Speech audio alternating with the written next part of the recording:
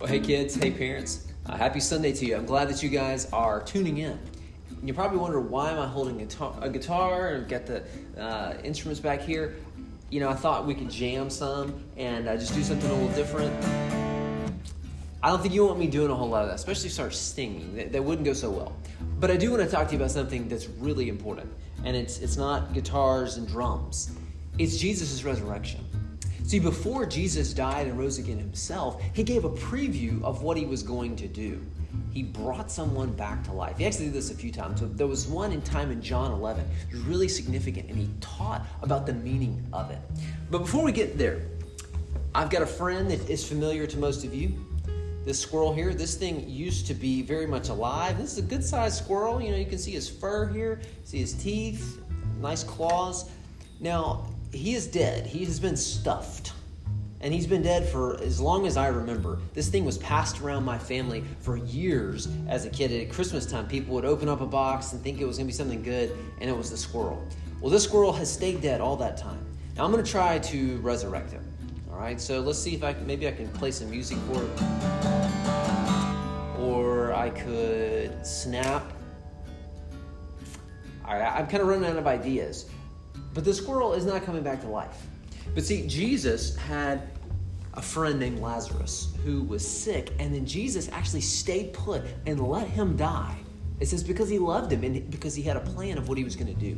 And so Jesus, after several days, then goes down to Bethany, the place that he lived, and he raised him from the dead.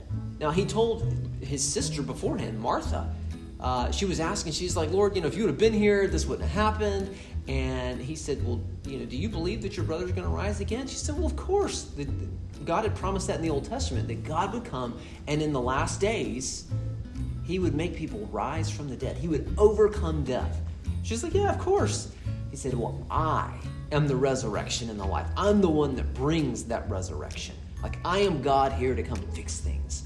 And that's the promise that all of us who hope in Jesus, we have. Not just that we'll die and go to heaven and be, little fat babies on a cloud with a guitar or a harp or something. No, we will have our bodies rise from the ground. We'll be born again now, but that we will come back to life. Life like God made it back in Genesis 1 and 2, where things were perfect. That's what God's going to bring things back to, but even better. So Jesus is the resurrection and the life. That's the only way that we can have life the way God intended it, is through Jesus. So that's something for you guys to talk about as a family. Is your hope there? And is your hope really in Jesus coming and making things right like that? Or is it something else? Is it not that clear? Encourage each other with that truth, that he is coming back and that he is the resurrection and the life. And push each other on towards trusting that and living like it's true right now, because it is.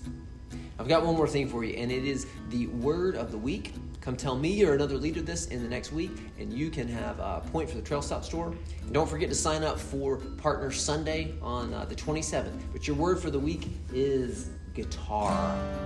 All right, guys, have a good week.